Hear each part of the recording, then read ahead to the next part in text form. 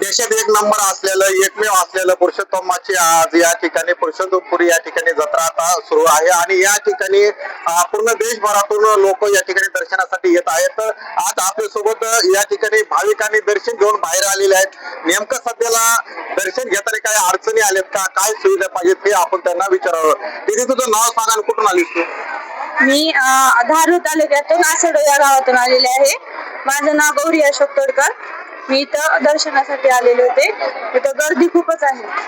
तू आता दर्शनाला किती वाजता लागली होती आणि दर्शन किती वाजता झालं तुझं?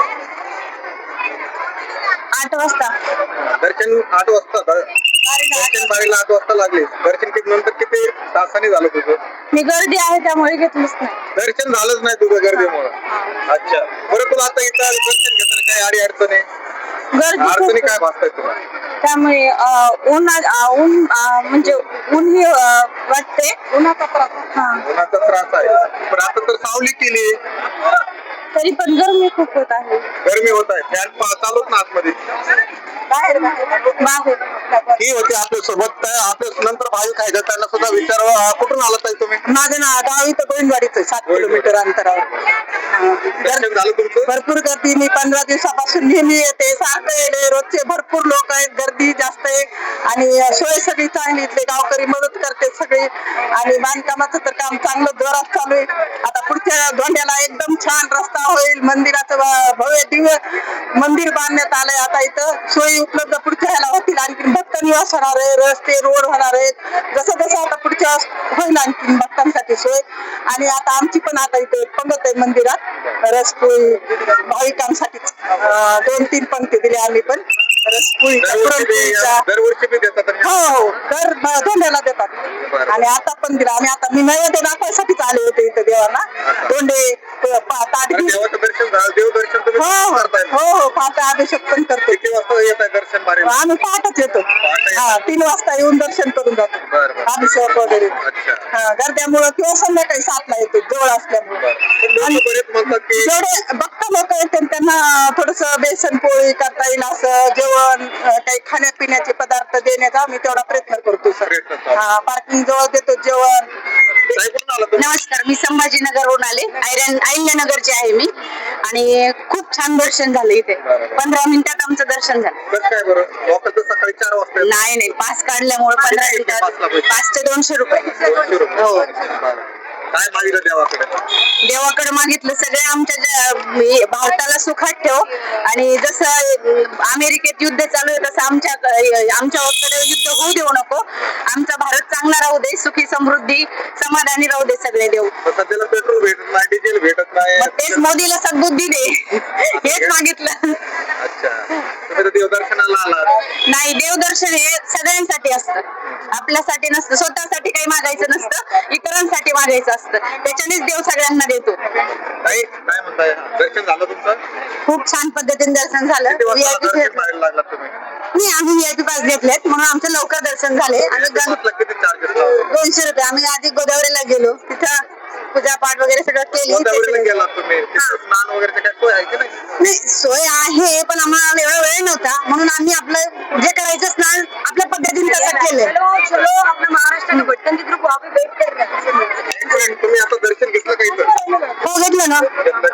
किती वाजता बाहेर लागला होता? ऍक्च्युली मी एकच सांगेल, आपल्या समाजामध्ये आहे ना धर्माला आपण खूप मान्यता देतो. तर पैसे घेऊन दर्शन करणं it is not good for that.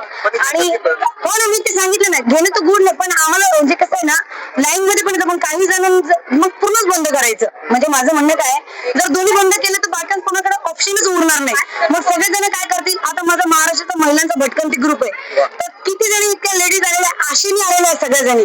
Okay, so इथे येऊन आम्हाला म्हणजे आपले जे संजय सिरसाट साहेब आहेत संभाजीनगरचे, ते नेहमी सगळ्यांना पाठिंबा देतात. आणि त्यांचा एक फोनवरती फक्त ते म्हणे कारण आम्हाला पुढे पण दर्शनाला जायचंय. तर जर आम्हाला पण ऑप्शन नसतं माहिती ना, तर कसं आहे इकडून काही जण सोडताय आणि तिकडून जर काही जण सोडताय, मग या गोष्टी सगळंच बंद करा ना. पैसे घेऊन करणं दॅट इज नॉट गुड. आणि काहींना सांगायचं इतके तू इतके दे, तू तितके दे, हे मला नाही आवडलेलं. सो बाकी दर्शन खूप छान झालेले आणि असं दर्शन व्हावं कारण की प्रत्येक माणूस पैसे भरू शकत नाही. जो पैसे भरू येस आणि पावती देत नाही, दॅट्स राईट. आणि पावती फाडत नाही तर हे नसलं ऍक्च्युली आहे ना 200 रुपये दिल्यानंतर पावती आम्हाला द्यायला पाहिजे होती, त्यांनी आहे ना ती आहे ना फाडण्यात होती. ते चुकीचं आहे ना. म्हणजे आम्हाला जी आम्ही देणगी देतो, आम्ही जे टॅक्स भरतो ती आम्हाला द्यायला पाहिजे होती. निश्चितच हे सगळे महिला मंडळ आहे, हे सगळे आलेले आहेत, लांबून आले, संभाजीनगरहून आलेले आहेत हे सगळे लोक. आणि खरंच त्यांनी या ठिकाणी त्यांची खंत व्यक्त केलेली ताईने की या ठिकाणी तुम्ही जे काही व्हीआयपी पास ठेवलेले आहेत किंवा दर्शन बारीसाठी व्हीआयपी पास आहे, हा एका बाजूने सोडताय, दुसऱ्या बाजूने सोडताय, त्याच्यात कमी जास्त करताय आणि पैसे सुद्धा तुम्ही या ठिकाणी घेताय.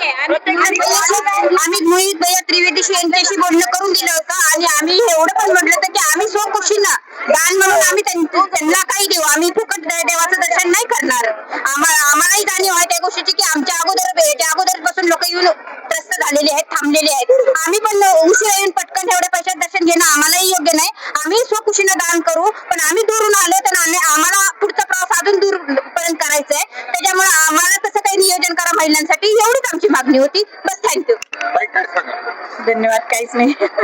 हे सगळं महिला मंडळ हे सगळं जे आहेत हे आलेले दुरून आलेले आणि खरंच त्यांनी व्यक्त केलाय आणि विचार चांगले मांडले की बाबा तुम्ही जर समजा देणगी घेताय त्या देणगीनुसार दुसरे बी खूप दुरून लोक आलेले आहेत, त्यांना पण त्या ठिकाणी दर्शन भेटणं गरजेचं आहे, वेळेवर दर्शन भेटणं गरजेचं आहे. तर निश्चितच हे ट्रस्टने लक्षात घ्यायला पाहिजे की तुम्ही देणगी घेताय पण सुविधा देखील देणं तुमचं गरजेचं आहे. आणि तुम्ही एकत्रित बघता हे पूर्ण देशभरातून लोक आलेले आहेत या ठिकाणी, तर या लोकांना तुम्ही सुविधा द्या आणि पास द्या, व्हीआयपी ते बंद करा, सगळ्यांना एका रांगेत उभा करा आणि त्यांना दर्शन घेऊ द्या, असं या ठिकाणी महिलांकडून सांगण्यात आलेलं आहे. PNT करता सुहास बोराडे, पुरुषोत्तमपुरी, बीड. ठीक आहे.